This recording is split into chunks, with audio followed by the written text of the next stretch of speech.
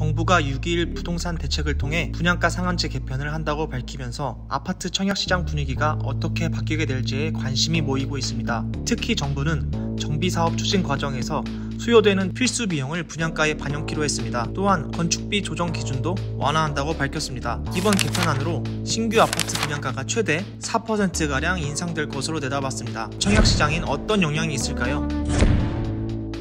공급자의 욕구들도 충족하지 못하고 수요자의 욕구도 충족해야 되고, 그러다 보니까 이제 정부에서 어쩔 수 없이 합의점을 찾은 부분이 그 부분이 아닌가. 시공사 입장에서는 건축비가 30-40% 상승을 했거든요. 소비자들 입장에서는 또 이 분양가가 높아지게 되면 이제 상당히 이제 어려움을 겪게 되죠. 그러다 보니까 이제 정부에서는 소비자 입장과 공급자 입장을 반영을 해서 차선책을 찾은 게 아닌가 이렇게 보여집니다. 원희룡 국토부 장관은 이번에 반영한 요인들이 전체 분양가에 차지하는 비중이 크지 않기 때문에 전체적인 가격 인상도 소폭에 그칠 것이라고 밝혔는데요. 하지만 국토부의 시뮬레이션 결과인 4%보다 실제 상승률은 더 클 것으로 보여진다는 의견들이 등장하고 있습니다. 1.5에서 4% 정도로 상승을 한다고 얘기를 했지만, 실제 이제 택지비라든가 전체적으로 반영이 되면 실질적인 분양가는 국토부의 시뮬레이션보다 좀 더 상승하지 않을까 이렇게 예측을 할 수가 있죠. 단지별로 규모별로 입지별로 따라서 다르기 때문에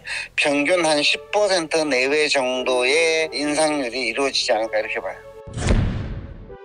현재 주택도시보증공사인 HUG에서는 분양가 9억을 넘으면 보증이 안 돼 중도금 대출을 사실상 현금으로 마련해야 되는 상황인데요. 서울, 송도와 같은 대부분의 수요가 있는 지역의 분양단지들을 보면 국민평수 기준 분양가가 9억이 넘는 단지들이 있어 분양가는 상승하지만 대출 규제는 여전히 존재하기 때문에 서민들이 아닌 돈 많은 사람만 혜택 보는 것이 아니냐는 우려 섞인 반응도 등장하고 있습니다. 이번에 정부에서 생애 최초 구입자 경우에는 일부 이제 대출 규제를 완화했기 때문에 대출을 받는 데는 무리수가 없을 것으로 보여지고, 무주택자들이나 실수요자들의 경우에는 대출 규제가 좀 완화될 수 있도록 제도를 완화하는 것이 바람직한 방향이다라고 보는 거죠.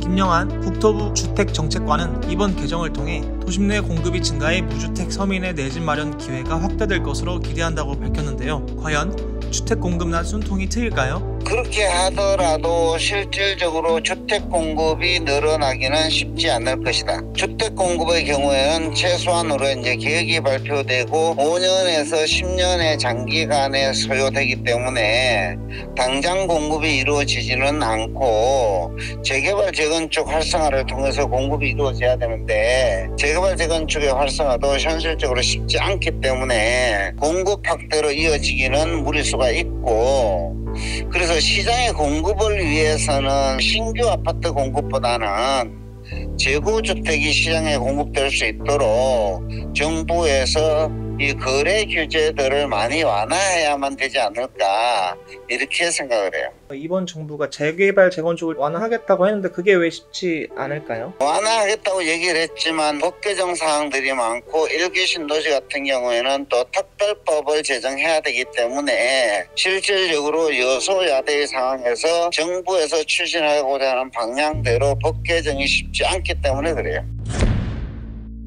재개발 재건축 규제 완화나 분상제들이 제도 개선이 되게 되면 일부 분양가가 상승되어서 이 아파트 분양 시장은 양극화가 좀 더 심화되지 않을까. 입지가 좋은 곳들이나 소유자들이 원하는 곳들은 로또 청약이 똑같이 이루어지고, 입지가 나쁜 곳들은 유부정 사태가 발생하는 등 지역 간의 입지 간의 양극화가 좀 더 심해질 것으로 이렇게 예측이 되죠.